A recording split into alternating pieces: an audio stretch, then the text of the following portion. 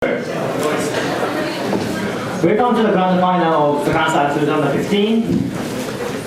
On the government, we have loud, sexy vegetarian. On the opposition, we have justice. First, I will introduce honorable educators. From the left, we have Jimmy-kun, who is 3 times educator break, 7 times awarded as debater in Gakuen Taigai, but 0 times main break. On the left, we have Momoka Hayashida from Ochanomizu University. She is 全国中学新体操総合体育大会関東予選トップ10。And sometimes called a finalist. Next, we have Yoko Yamagishi from SUDA, the 20 years Cup Chief Educator, the Ichigo Cup 2014 Best Educator, and the Kansai 2014 Pre-Quarter Finalist with McKinsey and Narashi Action.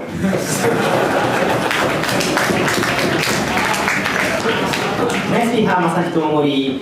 He is 2015 APP EFL champion and MDO EFL Best Speaker in 2015 and MDO semi-final educator in 2013.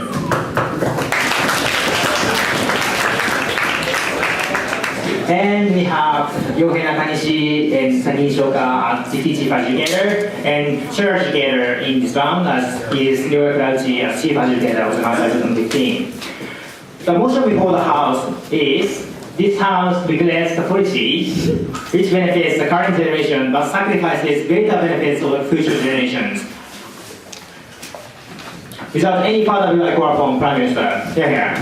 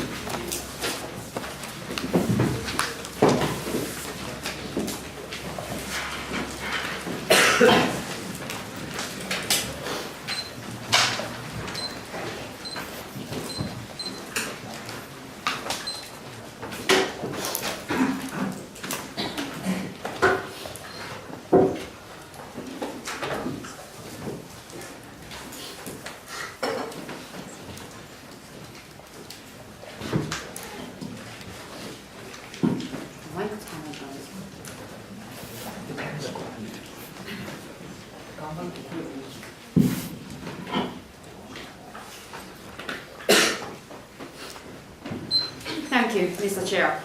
We believe that this debate is not a policy debate, and it is not something about like introducing an actual policy and like in our actual society. However, we believe this is kind of like the value judge debate, and we prefer the world in which people make like the value judgment that they themselves regret that they have been prioritizing current generation over the future generation. We think that we want people, we prefer the world with the people are making that kind of value judgment and they have to oppose this kind of the word. And I have 2 substantive arguments today. Firstly, 3 arguments today. Firstly, I'm going to explain to you what the conceptual framework of our priority and like why we have to prioritize the future future generation. Secondly, I'm going to tell you that based on the harm principle, why government should not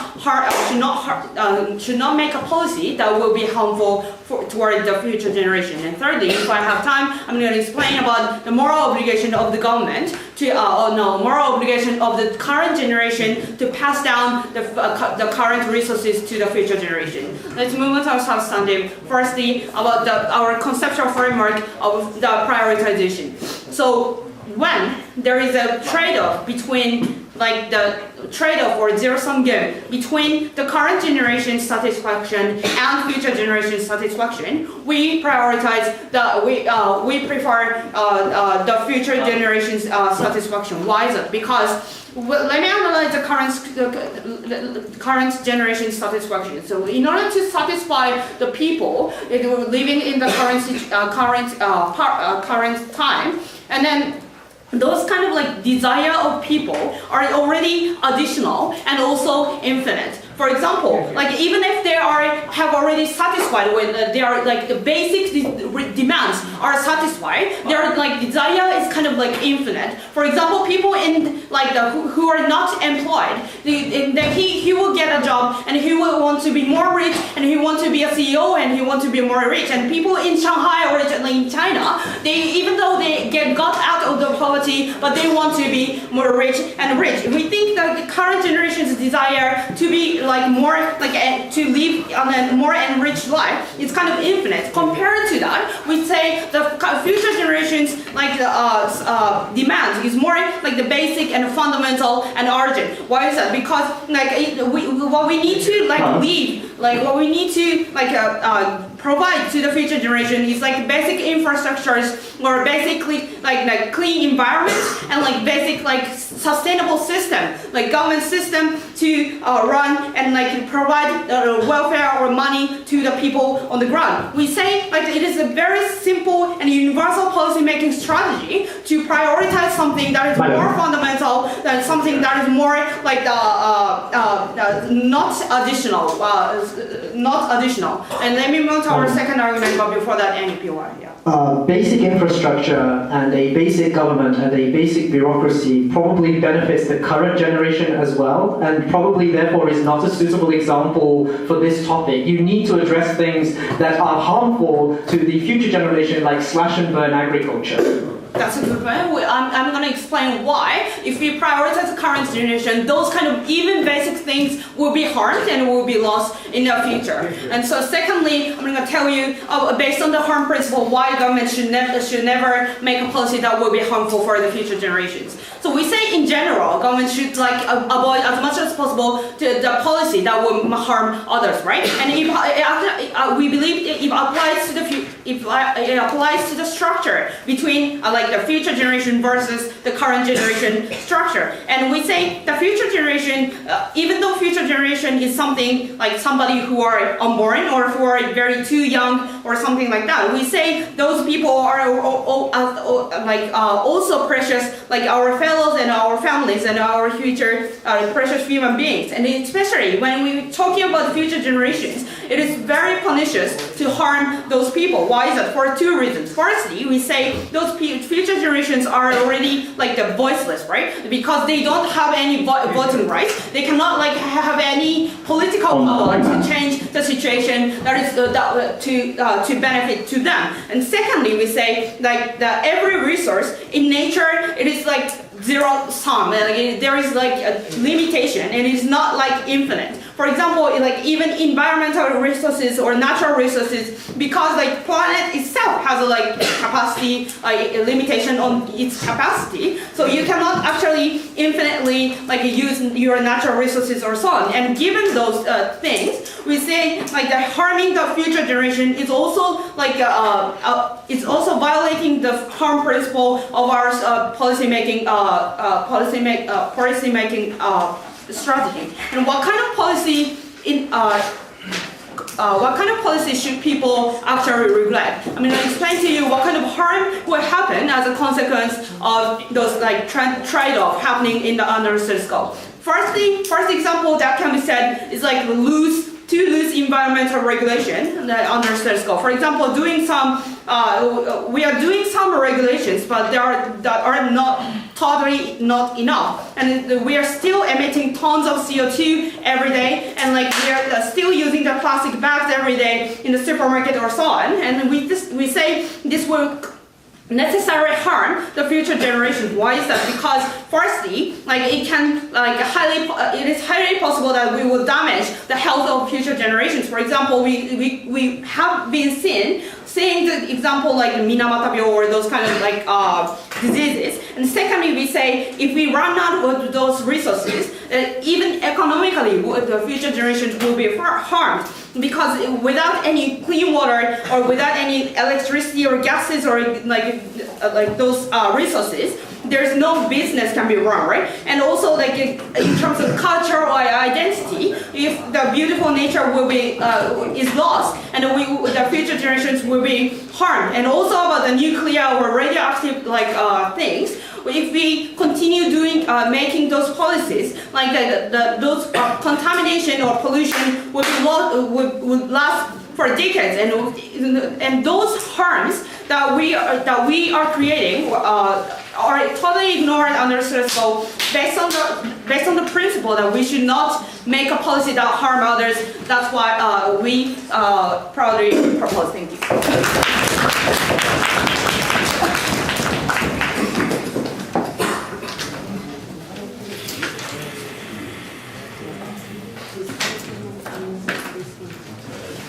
I thank Prime Minister. Next to invite leader of opposition. Yeah.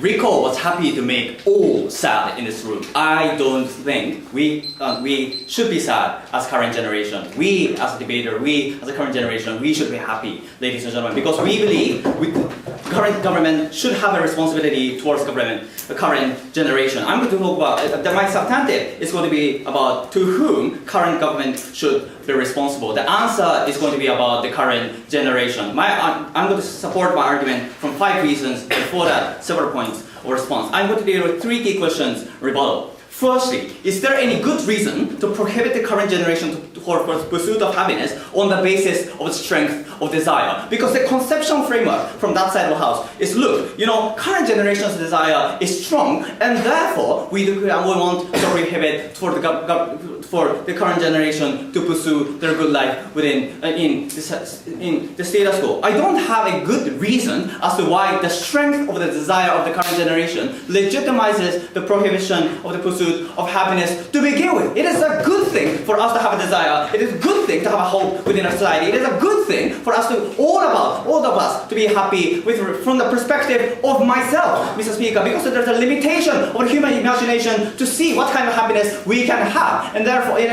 is a good thing for the natural reaction for people as a self-interested entity, as a human being, to pursue my happiness from my perspective. No, thank you. It is not the legitimacy from that side of the house is not necessarily strong enough to persuade us as a current generation. Secondly, the second question corresponds with the idea, is basic infrastructure necessarily destroyed by us proceeding the current benefit? We don't think that's the case by having a counterexample, right? So continuation of benefit in the current generation necessarily transcend to the benefit of the future generation as a whole. Me being rich necessarily means my family and my children, grandson become rich as well, and also inviting the new technology of energy, for example. Ecoka is a clear example which benefit the current environmental standard, and also the transcend to the current it is beneficial for the economic term for the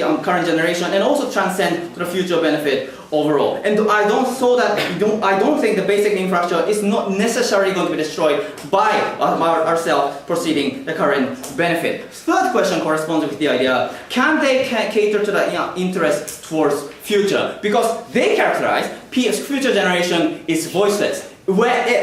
Okay, fine. Then, if this future generation is voiceless, we cannot hear what kind of desire, what kind of benefit in which future generation really wants. No, thank you. So here the philosophical inquiry. I want to proceed to support my argument. Ladies and gentlemen, our conception of good, or our viewpoint of society, or the worldview is created by experience, ladies and gentlemen. So it is because current government cannot experience the future.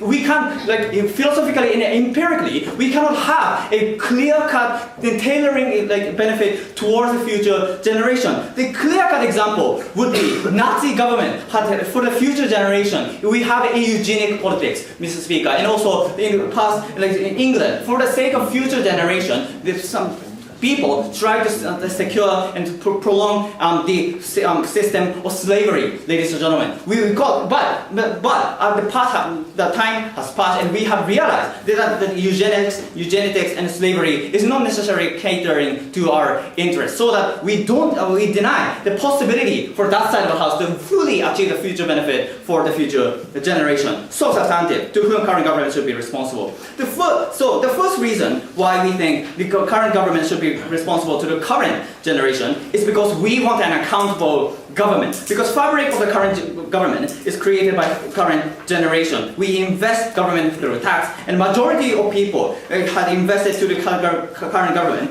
to benefit myself. The reason is because we are self-interested person, and we think it is a legitimate choice for me to have a return from the government for the return of in a reciprocal relationship between the fabrication of the government and the return from me. The second reason is because we want to be autonomous, right? Because check and balance system is only occur on our side or house. I flag there's a huge possibility, or philosophically we can not find a future greater benefit for the sake of future benefit. But what we want with the exclusive benefit on our side of the house is that when current government make a mistake, we can contest about that, and we can change, and we can design our own benefit and our own good society through the contestation. And we think that because future generation cannot come to our current generation, and we cannot necessarily have a contest about that, we think people have an autonomous decision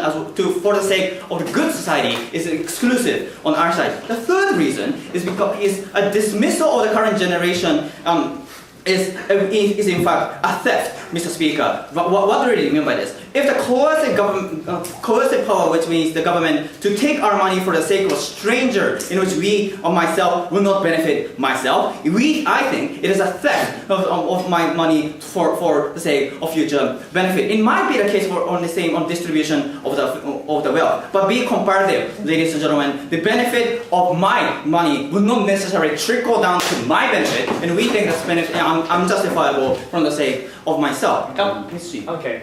Do you oppose German government making compensation for the past victims? Do you oppose this kind of idea that government is not only responsible and accountable for the current generation? Yeah, compensation is good, but prevention of the future atrocity is also good. That's my substantive. So, the fourth reason, the pursuit of idea for the sake of something ambiguous is in a political sense oppression. What do we really mean by this? Nazi implemented a eugenics for the sake of the past, for the future generation, and for the sake of ideal. On the contrary, what we see as a generation as something beautiful is the example of England. When people still wanted to preserve slavery for the sake of future generation, stop the continuation of slavery, ladies and gentlemen. The pursuit of ideal for the sake of something ambiguous, and implementing that to our current generation is in fact a political sense and oppression. The last reason, Mr. Speaker, for the sake of greater benefit and sacrificing a minority, is in fact antithetical to the concept of justice, ladies and gentlemen.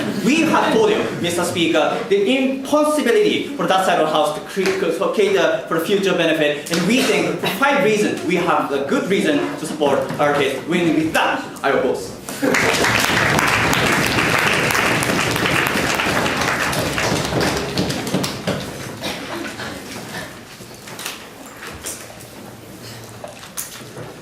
Thank you for the speech. Next to invite Deputy Prime Minister. Here.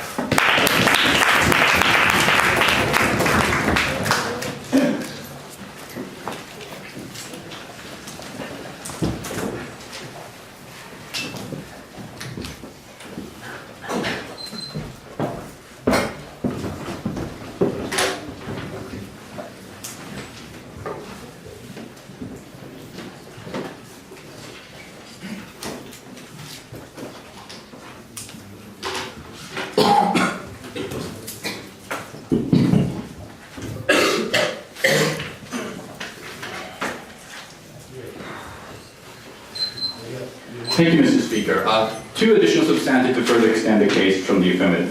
First of all, I'm going to explain the principal analysis why we should prioritize the future generation in terms of principally and morally. And second of all, I'm going to explain why prioritization of the interest of future generation is ultimately better for the interest of the current generation. Before that, several responses to the negative thing. First of all, in response to my partner's argumentation, a previous speaker mentioned that the continued benefit of the current generation actually transcends to the future generation. Therefore, it's not necessarily mutually exclusive. First of all, that is not the context of today's particular motion, because the motion explicitly demands the opposition to defend a case in which the current interest of the current generation directly sacrifices the future generation. So they cannot say the current interest transcends the future interest. That is not the kind of debate that we're having right now. But second of all, what we oftentimes see in the status quo is that oftentimes it is mutually exclusive and it is sacrificing. For example, unnecessary government spending, low consumption taxation. What that leads oftentimes is to bankruptcy of it or the default to the entire country. For example, as we saw in the case of Greece. As a consequence of prioritization the current generation of Greek people, that causes massive harm to the future generation of Greek people, ladies and gentlemen. So we think that these kind of benefits is mutually exclusive. Second of all, in response to this voiceless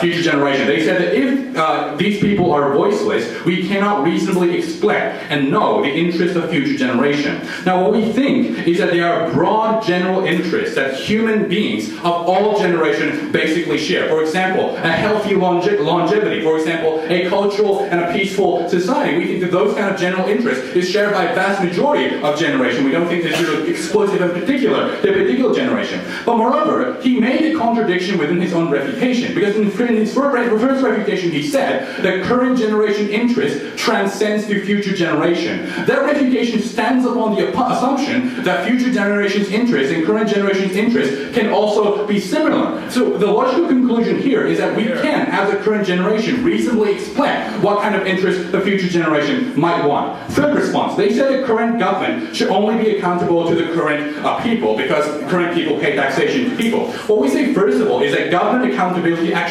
transcends generation, because the active policy that the government right now doesn't just impact the current people living right now, but it also impacts and influences people in the future. So if our policy influences people in the future, we have to make a consideration of people in the future. That is exactly why German compensation of Nazi atrocity or Japanese compensation of genocides conducted during the war, those kind of exemplifies that this kind of government accountability is not just to a particular generation, but it transcends generation. But second of all, sit down, is that the logic of taxation, not all taxation directly benefits yourself. But when you pay a taxation, it also benefits other people, similar people living in your same generation. So when you apply that logic to generation, how is that any different? Your taxation is paying for the interest of future generation. How is that different from the principle of taxation? So first of all, not yet. Principally, why we should prioritize future generation? First of all, because future generation are voiceless and government policy is the only way to protect the interest of future generation.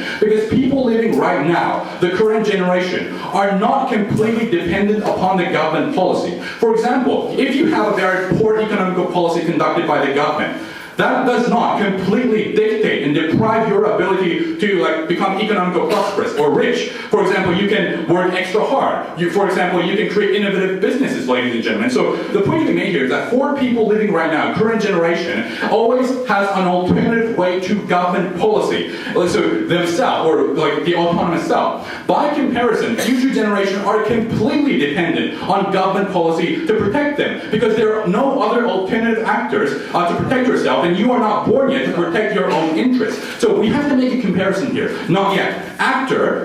Current generation actors who have an alternative to protect their interests other than government policy versus actors who don't have an alternative actor to protect their interests. We think the government should always prioritize the vulnerable one in this particular case. Not yet. Secondly, we think that there's a moral responsibility here, because the country that the current generation is living in is not necessarily our property to completely dictate and own. We are just just simply temporarily borrowing our country in that sense. Because, ladies and gentlemen, the reason why we can exist right now in this particular country is because our ancestors, it is because our predecessors has managed to create a sustainable society for us to participate and exist in that particular country. Therefore, since we have benefited from the fact as a consequence of our predecessors continuing a sustainable society, we have a moral obligation to do that to future generation as well. Before we move on any further, yes? If the current generation, even if they have a shitty economic policy, can find their way out, then can't the future generation also do the same thing when they become the current generation? Okay, I think that the degree is completely different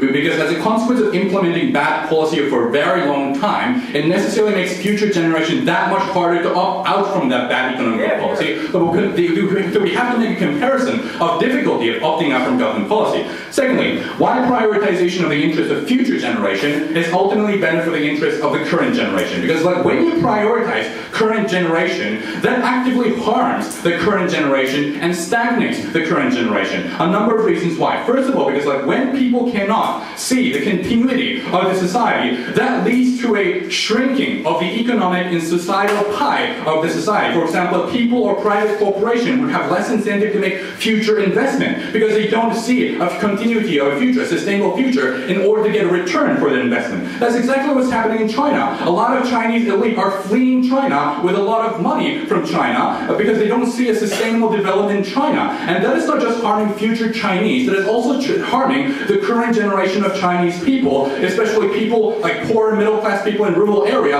as a consequence of these Chinese elite fleeing from China. But second of all, what we say is that when people cannot foresee a sustainable future, that completely destroys the social fabric. For example, they have less incentive to have child because they think that by having child that has more financial burden in the future. People have less incentive to actually pay for the national healthcare system because they no longer think the national healthcare system is sustainable. When you prioritize the future generation, that actually benefits the current generation. First of all, because when people can reasonably foresee a sustainable future, they have more incentive to make future investment. But second of all, people have an incentive to contribute to the sustainability of state functions. For example, paying money for healthcare, having more child. So what we say is that the position of sustainability makes current generation more comfortable. As a consequence of that, that makes a better current situation, and that is why the motion stands.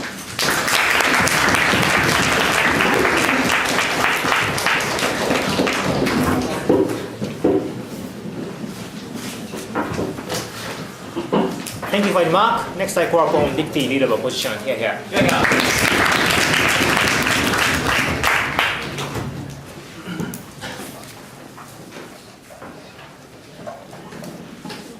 Having heard two speakers from the proposition, I still haven't got the reason why it's a civic duty or a civic obligation to respect the future generations. Ladies and gentlemen, we never say, and you should have the child for the future generations, but because you should care yourself, not the future generation or such an actor and far from your reality. That's why, ladies and gentlemen, opposition is still feel happy to respect the current generations. So I'm going to follow basically the argumentation about what's the meaningful metric to judge whether something is regrettable or not. Because proposition just say that if you create a bigger benefit, this will be beneficial. Wow, we don't think so. Ladies and gentlemen, the concept of the benefit is not just calculated by the mere amount, and how actually the vivid the benefit will be, or how actually the government will fulfill their accountability to the people having an interest should also be calculated as a benefit. That's why, ladies and gentlemen, even if we create a bigger amount of the benefit, but it does not necessarily be a reason why we should regret those kind of the losses for the future generations. Before that, tons of rebuttal to the Uchiyama-san and Rico. So, ladies and gentlemen, about the onlyness, because the future generation is voiceless and government is the only accountable actor to take care of the future generations, they should do that. In terms of the onlyness, we haven't found meaningful differences because the current government is the only actor and who is responsible for the well-being of the current generations. Like future government never cares yourself, never cares you in the current generations. That's why, ladies and gentlemen, oh, thank you. In terms of the exclusivity of the onlyness, we can't see the meaningful difference in the first place. And in terms of the Mitsushi's random POI, about the the compensation issues, ladies and gentlemen, it's completely irrelevant issues. Precisely because the German compensation to the Greece is basically decided by the contract made by the government at that time. And here's the basic of the law: contract restricts you. That's why, ladies and gentlemen, the German government even now have the obligation to compensate for that. But it does not necessarily mean this policy should be the current policy should be regrettable. Precisely because, ladies and gentlemen, thank you. There's the clear contract between the future generations and the current government in the first place. That's why, ladies and gentlemen, the contention from the Mitsubishi is completely irrelevant. And here's a counterexample to reinforce the credibility of our case. That, ladies and gentlemen, the current Japanese government don't have the clear responsibility to compensate the past atrocity done by the Japanese Empire. No, thank you. That's why, ladies and gentlemen, the Japanese government is able to refuse and to give the compensation to the Chinese government because there's no contract. That's why, ladies and gentlemen, contract is the issues, not just the abstract responsibility in the first place. And thank you. About the issue of the contradiction, ladies and gentlemen, the government side and the opposition side just talked about the imaginary issues and the things, the benefit for the current generations and the future generations. That's why, ladies and gentlemen, it's not that contradiction in the first place because the Prime Minister has already talked about how actually the basic infrastructures is always a benefit for the future generations. We are not talking about that. The COA has already clarified. We are particularly talking about the slash and burning, which is the clear trade-off in the first place. So let's dismiss those issues.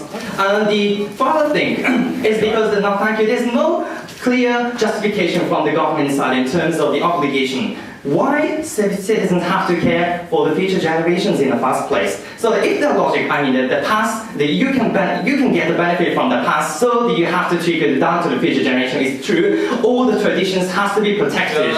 All those kind of cultural practice has to be protected. But ladies and gentlemen, it's not the reality in the first place because the current generations, it has its own independent interest in the first place. And we've already talked about how actually you are the only actor who can take care of your own well-being in the first place. And moreover, ladies and gentlemen, thank you. The future generations has their own government in the future. That's why, ladies and gentlemen, prioritizing the future generations is kind of double protection and it's just sacrificing the only opportunity for you to protect yourself. That's why, ladies and gentlemen, our policy has a still beauty in the first place. Alright, I'll take you. So you said that we should prioritize the current generation because there's some sort of contract. That's tautological. Why is this contract that important? Because the legality is something that one of the important concepts in the first place. The moral obligation never justify everything to be passed. So that's a clear definition or the clear boundary set by the opposition. Now thank you. And I'm going to further talk about these issues later. And lastly about the real argument from the Uchiyama-san, the last argument about those kind of the policy for the future generations, also the benefits for the current generations. If the benefit is so obvious, and of course the current government has the enough curator or the enough interest to make it happen. Well, thank you. And since the Prime Minister has already talked about this policy as a trade-off to respect the more about the current generations and the future generations, those kind of the policy is completely out of the context, or out of the legit setup of the debate in the first place. So that's why those third argument from Uchiyama-san is completely meaningless in this debate. So last argument from the opposition about what's the metric to regret or not. Ladies and gentlemen, to assess those kind of metric, and we use the role of the government, because the government is the one we have talked about, and those kind of the benefits will be trickled down to the citizens on the ground.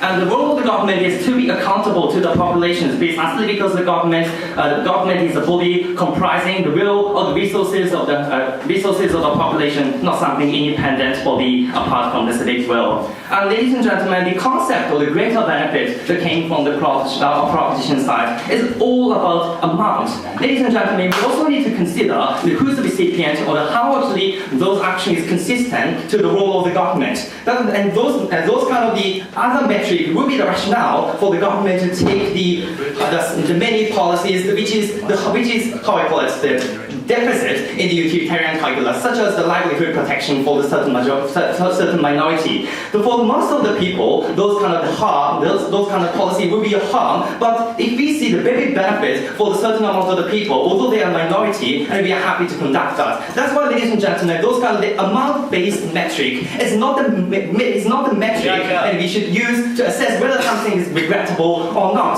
That's why, ladies and gentlemen, the leader of opposition has already said how actually respecting the current generations is consistent to the idea of the accountability and the role of the government. That's why, ladies and gentlemen, we never say the civic decision is regrettable just because they will create the more amount of the harm. Moreover, ladies and gentlemen, the current policy certainly bears the fruits, unlike the future something proposed by the proposition. And we think our policy is beneficial because A, the well-being of the current generation is the basis of the existence of the future generations. And we need a chicken before we have the egg. That's why, ladies and gentlemen, respecting the current generations will be a fundamental basis to create the future generations in the first place. That's why, ladies and gentlemen, those kind of random sacrifices rather harm current generations and even future generations. We're very happy to oppose.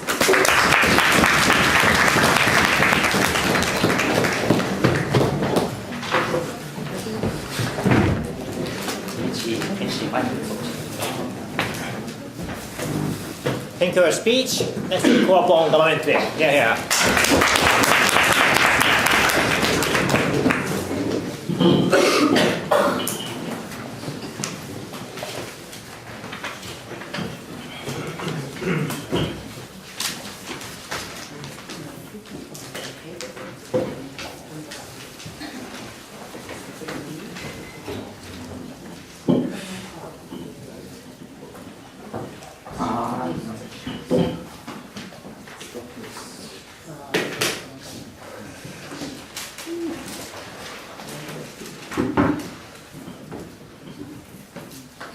Thank you, Mr. Speaker. This is my first time at Kansai, but it's not going to be my final at Kansai, because I will never retire from debate. Alright. I'm going to examine 5,000 clash points in debate. Number one, accountability. To whom is the state accountable? Number 2,000, the moral obligation of the current generation.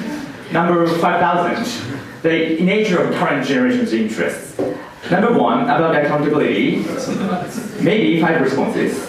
One, the main allegation of the other side of the house is because the current government is elected by current population, current government is responsible and accountable for the current population, the current public.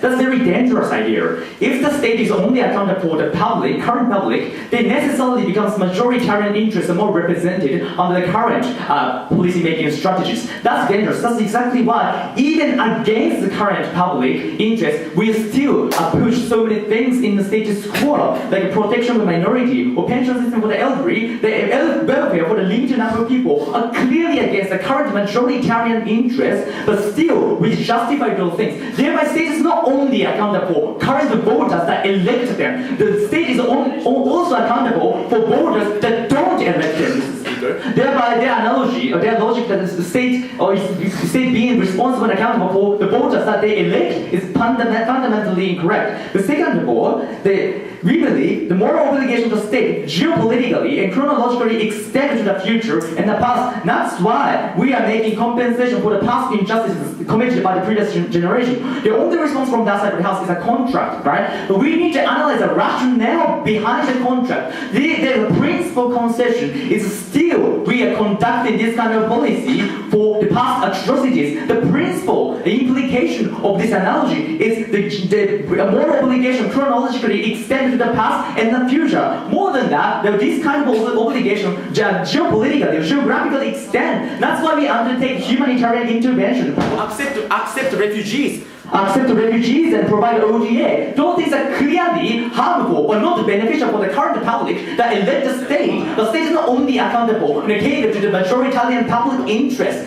Number 3, oftentimes in election, manifesto advocate for the future policy, right? Like a future pension policy, future rent policy, the future child care policy. That shows that current manifesto political structure or democratic system is not necessarily accountable or catering to the interests of the current generation only. That's a very narrow idea. Number 4, the current interests are oftentimes manipulated by political elites due to lobbying or donation or public campaign to manipulate the interest, which is called manufacturing consent, Mr. Speaker, ladies and gentlemen. Therefore, it's dangerous to prioritize the current interest over the rudimentary interest for the future generation, because the current interests are necessarily ambiguous or subjective. Number 5, let's compare. Even if current interests are important, what kind of interest do they have? That's oftentimes additional benefit, additional utility. Like already in Japan, the basic infrastructure is organized, basic economic equality is guaranteed. But what people require is something additional, more wage or like a better living standard. Those things are not fundamental. However, those desires in nature, infinite. There's no limit on the interest the current generation is trying to achieve. Compared to the infinity or additionality, the kind of interest that we would like to try to achieve for the future generation is more fundamental, more rudimentary. For example, no risk of default, no risk of bankruptcy, no risk of deforestation, no risk of desertation, right? These kind of things are more fundamental. Thereby, in comparison, we are happy to prioritize rudimentality or additionality. We would like to hear any counter standard of comparison from the other side of the house. Moving on to the second clash point, the moral obligation. Number 1, what my partner couples explained is because the future generations are voiceless, and there is no existence of alternatives. Right? Because current generation can protect themselves. You can protect yourself, right? Even though the government passes a crazy policy, you can protect yourself in the worst scenario. For the future generation, there is no actor to represent them, to protect them. Thereby, we need to prioritize their interests and the vulnerable. Only response is from the Yonaga is 1, there's a contract. The future generation have no political capability to sign the contracts in the first place. Second of all, they say future generation will be able to have their own government. No, because the resource is zero-sum, future government will not have sufficient political capability or capacity to allocate the resources to the extent that the current generation are deserving or receiving right now. Thereby, in comparison, future generations are far more disenfranchised or marginalized in the political structure. That's why we need to prioritize their interests. The second reason we provided from this advertisement note later, that our current life is predicated upon the legacy the previous generation actually created in the past. The response from their side is, thereby, do we need to transcend all the tradition to the past generation? No, speaker, we don't think so. We don't transcend all the traditions to the future generation. However, we need to transcend the most basic level of social infrastructure or social function to the future generation in order to circumvent the risk of the worst scenario, like a default or the bankruptcy or desertation. And these things are more objectively measurable rather than a culture and tradition. Take Fuji car. You and I are wearing a luxury clothes, which is an additional benefit. And we are sure that we are happy.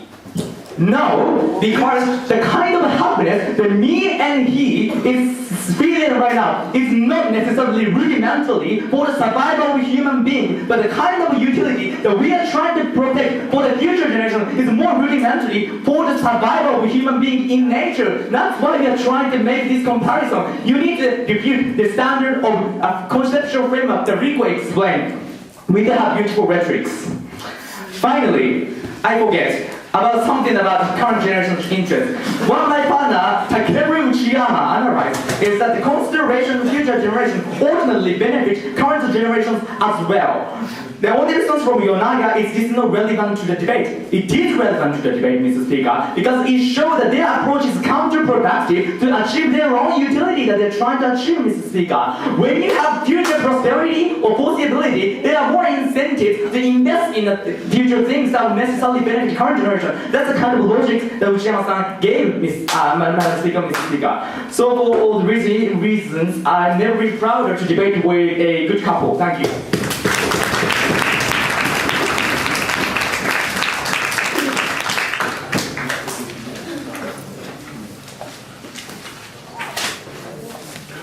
Thank you for your remark. Next, we go upon opposition way. Here.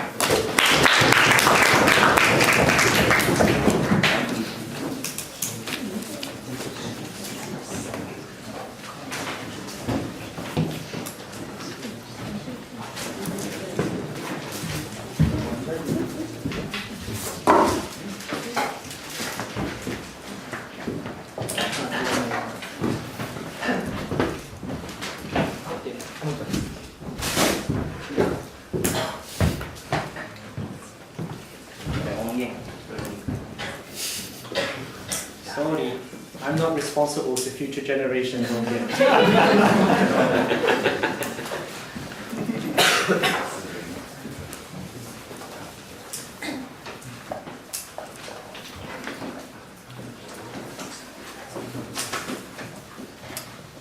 Mitsushi purposefully made a very fun intro with 5,000 clash points that made the judges really, really difficult to understand the concept of the debate. But what's probably important is Mitsushi had a lot of fun in that, and we think that that's what matters at the end of the day. During your short stay on planet Earth, do we have the right to have fun? Do we have the right to prioritize our own selfishness over the possible benefits that may or may not materialize for future generations? And that's what we're talking about in today's debate. And I'm going to look at this from three perspectives. I'm firstly going to look at what kind of policies are we talking about exactly, because this seems to be like a really weird thing that we need to clean up. Number two, what kind of moral obligation are we talking about exactly from the future perspective? Well, number three, what kind of moral obligation are we talking about specifically for the current generation? The first point. Now, what kind of policies are we talking about exactly? Now, we're not talking about policies that both harm the current generation and the future generation, which is Takeru's argument, right? If a lot of rich Chinese people are fleeing China right now, and that's harming the middle-class Chinese in China right now, then presumably the Chinese government can crack down on that right now. So we think, goodbye Takeru's masturbation argument. Number two, the idea, we're not talking about a policy that benefits both the current generation and the next generation, which is what Rico's argument, right? Presumably, if you want to cure the Minamata disease of the people right now, you need to act on them right now. It will benefit the future generations, but it also benefits the generations right now. Bye-bye Rico's argument. They are totally non-contentious arguments because they harm both the current generation and the future generation, or they either both benefit the current generation and the future generation. And they need to talk about that. No thank you. Now, what we're talking about on our side of the house is a greater benefit for the future generation versus a greater benefit for the previous generation, or rather our generation. And that's the debate that we're talking about. We're talking about things like slash and burn agriculture, which produces a lot of food right now, but maybe 50 years from now, you can't grow crops on this bit of land anymore. Those are the kind of things that we're talking about. Those are the things that they needed to address, and those are the things that they never addressed, which is why they're already behind in today's debate. Now, moving on to the second point about the moral obligation to the future. Now, do we have one? Yes, we probably do. We're happy to concede that on our side of the house. We contend on our side of the house that future generations' priorities should always be prioritized over that of the current generation, which is what we've been talking about on our side of the house. Now, let's take a look at why we should prioritize the future generations' voices. Firstly, we hear that it is voiceless. These people are voiceless, and we need to do so. What Tomoya said, that was never rebutted by Mitsushi, which we think is extremely damaging for his side of the house, is that these future generations will become a current generation in 50 or 60 years' time, and they will end up having a voice. And what's the necessity of having a voice right now? No, thank you. And we said, look, why now? That's the point now. Why now? They say it's because it's a predicament. It becomes harder for you to opt out. Unfortunately, this is a one-liner, and we never really heard why it's difficult to opt out when a country has been doing the same policy for so long. And with Shingo's already provided you counterexamples, right? The current generation managed to abolish slavery, right? Even though a ton of future generations worked 300 years to try and keep slavery in order to have efficient labor. Or the civil rights movement. Blacks were considered to be second-class citizens for a long time in the United States. But in 1964, we had Martin Luther King, and hey presto, equal rights for the blacks. Well, we're getting there, ladies and gentlemen. We think that that's a good thing. So current generations can change. Why? Because the future generation will become the current generation, at which point they have all the power of the current generation, which becomes the previous generation. If the current generation can fuck things up really, really badly, then with the same power, the future generation can rectify those outrageous injustices by becoming the current generation. Ladies and gentlemen, we don't think that there's a problem with that. Number three, the idea. We are custodians. We are merely temporary residents on planet Earth. That's bullshit, right? Because if we are temporary custodians, we can't do anything on planet Earth, right? So you need a better argument than custodianship, right? Because we are custodians, that we can probably do whatever we want. Parents have custodianship over their children, and they have a great deal of say in how that child is brought up, what school you go to, what kind of religion you are enrolled in. We think custodianship is about taking ownership for that particular moment in time, and that doesn't justify you not doing anything to bring up your child, which is what we think we're doing at the end of the day. Go. Fine. The idea about rudimentary benefits after this point. The idea, very finally, about the obligation to future generations because it's rudimentary. Now, my question is, what the hell are you doing in the current generation that makes it into Hokuto and then like everybody's bombed all over the place and there is no infrastructure at all, right? At the point to which you prioritize the current generation to such an extent that you have infrastructure, you probably will ensure the continuity of a state without the rudimentary benefits or the harms that you're talking about. So all of the things that they talked about, yes, do we have a future obligation to the future generation? Probably we do. Can we use any of these reasons to prioritize the current the future generation over the current generation? Probably not, and that's what we're talking about. Yes, sir. You misunderstand our argumentation. You said the future generation would have future government. The problem is that policy conducted by current government doesn't just decapacitate the current future generation, it decapacitates the future government. Here. That's not the point, right? Because they assume that everything is limited. But in the current generation's attempt to save energy for the current generation, we're slowing down global warming, we're cutting down on CO2 emissions, and we are already, seeing improvements in energy efficiency and better technologies being developed. Without obliging ourselves to future generations' demands, by catering to current generations' demands, we can already mitigate the kind of zero-sum game that's happening on their side of the house. Let's look at our idea of the current generation. We said it's our money that we earned during our short custodianship of planet Earth, that we worked really hard for, that we have a right to decide how they want to spend that. And we say that's a right that we have, right? As a government, the only reason we get to vote is because we want the government to be accountable to our desires, which is something that came out from Shingo that was never rebutted by the entire government bench. We think that's extremely damaging on their side of the house. Because they said, look guys, it's tax money, but we owe it to the children and the children's children. No, because we're the ones spending it right now, we're the ones who owned it right now, and that's why the motion falls.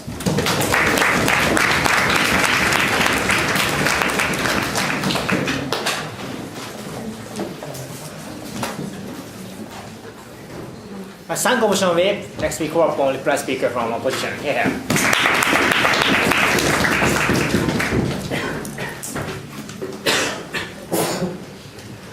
What I was able to find from the proposition's argument is, it is very important to protect the well-being of the future generations. But what I wanted here, but actually what I never heard from the proposition was why we have to prioritize the future generations over the current generations. We can see this is important to respect the future generations, but that does not necessarily mean it's okay to sacrifice the well-being of the current generations. Ladies and gentlemen, we've already talked to you how your well-being is not going to be paid or not going to be cared by the future government, but that of the future generations will be done by the government in the future. You'll only live once in the current society, and you are the only actor who take care of your being. The life can't be undone just because of this magical action. But ladies and gentlemen, that's the paramount reason why the government, we should not regret the decision to prioritize yourself over the future generations. And basically to sum up this debate, because this is really messy, I'm gonna finally how I saw the debate finally goes down into the comparison about what's the benefit to the current generation is what's the benefit of the future generations, which should be respected more. Ladies and gentlemen, so to assess those kind of the comparison, we use the metric of of course I'm more than happy to use the accountability, because ladies and gentlemen, we are not simply talking about the amount of the benefit as the paramount issue in the debate, and which has been provided by us and not challenged by the proposition side. So we think it's okay to use as a legit criterion. Ladies and gentlemen, it was your money and it was your effort collected by the government. And ladies and gentlemen, the policy done by the current government is the only uncertain outlet for you to enjoy those kind of the sacrifice you made. That is the reason why, ladies and gentlemen, in terms of the certainty to fulfill the accountability as the government, we think the current benefit is more and more meaningful in the comparison to the what proposition side has brought on the table. Precisely because, ladies and gentlemen, the benefit for the future generation is completely uncertain, and my partner has already talked to you how actually the concept of the benefit or the concept of the meaningful structure of the society is changeable by using the example of the Nazi or the euphemism and slavery in Britain. Ladies and gentlemen, the important point here, take note, we are not talking about the absolute basics such as roads or such as electricity, because it's beneficial for the current generation and even for the future generations. We are not talking about that kind of things. The core has already clarified what actually on the table as a slash and burns, and which is hugely benefit for the current generations, but the sacrifice is made for the future generations. Ladies and gentlemen, to compensate those kind of damage, we've already said how actually the future generations is capable of dealing with those kind of the damage that created by the certain generation and created by the current generations, and that is the government in the future. Ladies and gentlemen, so it's kind of double protection, and for those points, the proposition side has never challenged. That's why, ladies and gentlemen, this is an unreasonable sacrifice if we prefer the future generations' benefit over the current generation's benefit. In terms of the onlyness, and we've already talked to you how actually being voiceless is not necessarily meaningful metric to assess the prioritization of the current benefit or future benefit, because anyway the government is the only outlet. If current government neglects you, yeah, you lose your only outlet. Ladies and gentlemen, the last important point here is actually how actually the current benefit is the basis of the future benefit. Ladies and gentlemen, if the family and heavily rely on the slash and burns to make their own living, if those kind of activity was tarnished because of for the future benefit, how can they produce your children? How can you have your children? Ladies and gentlemen, we've already said chicken is needed to have egg. And ladies and gentlemen, those kind of the cycles can't be undone. That's why, ladies and gentlemen, we think the current benefit overwhelms the future abstract benefits.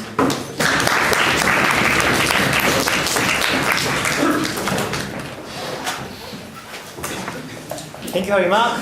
Finally, call upon the press speaker from Wafamte. Yeah.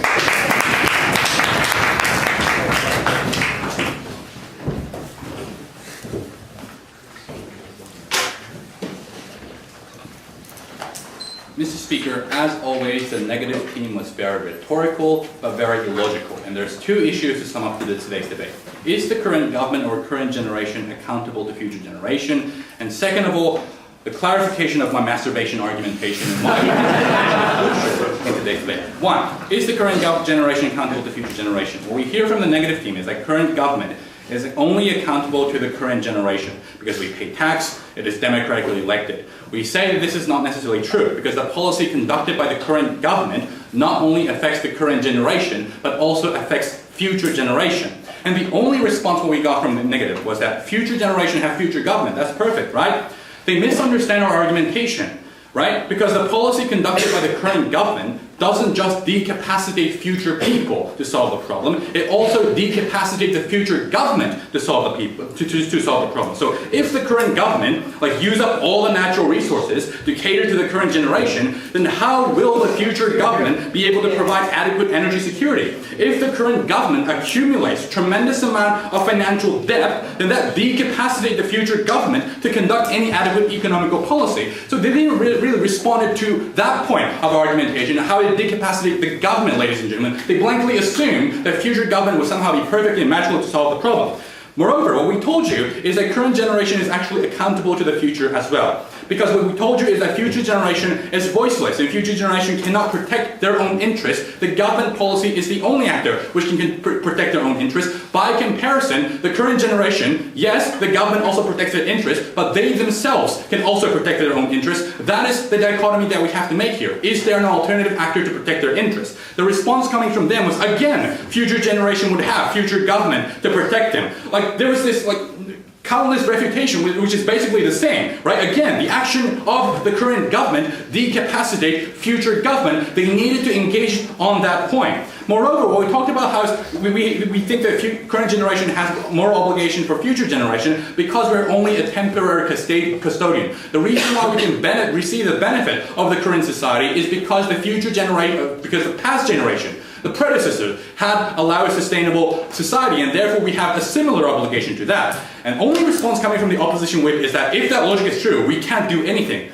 Like, that is the most stupidest refutation that I've ever heard in your entire debating career. Because what this simply means is that we need to have a reasonable balance of current generation and future generation. And since the future generation is voiceless, that is why we need to prioritize the future generation. They weren't listening to our argumentation. Second issue, and most important issue, clarification of my masturbation argumentation. What I say is that prioritization of future generation actually benefits the current generation. Because when people can reasonably foresee a sustainable future, they have more incentive to participate in the society and be a productive member within our society. And their refutation was that, like, if there are policy which harms both the current generation and future generation, and they are okay with regretting with that.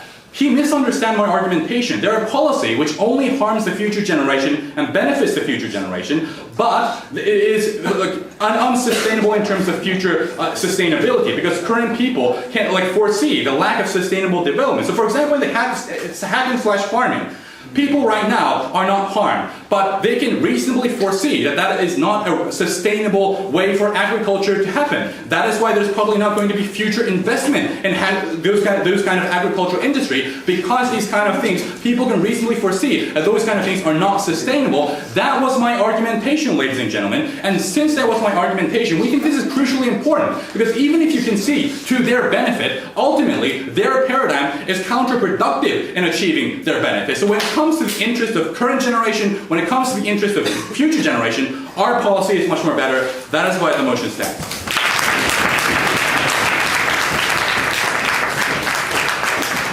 Thank you, speech. All speeches are over. Thank you, cooperation. Please shake your hands and please approach the postings grants to